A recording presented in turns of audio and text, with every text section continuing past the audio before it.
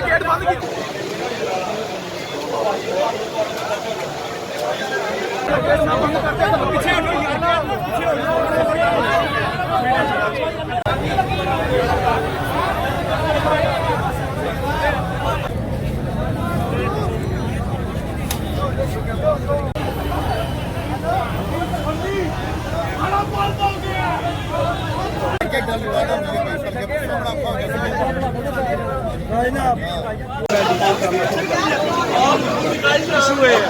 मेरे पास पड़ी हुई है।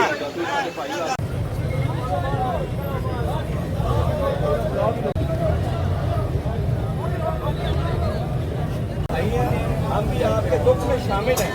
ये ज्यादती है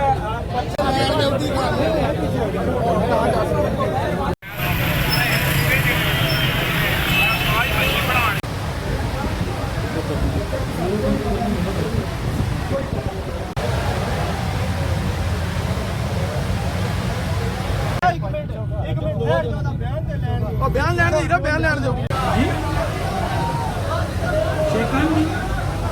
लाइट ऑन करो ना।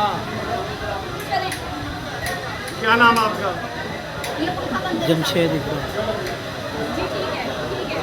नाम क्या है? जमशेद इकबाल। कौन सी मस्जिद में पढ़ाते हैं? शेख कामदीन। कामदीन में कहाँ के रहने वाले हैं? लिया लिया लोधरा। लिया। क्या किया आपने? सर मैंने कमरे में गया था तो वैसे को किया, उसके साथ कुछ नहीं, वैसे उसने शलवार उतारी, बस सलवार उतारी उसने खुद उतारी। कैमरे में देखा जी उन्होंने, ने कैमरे में देखा। वहाँ से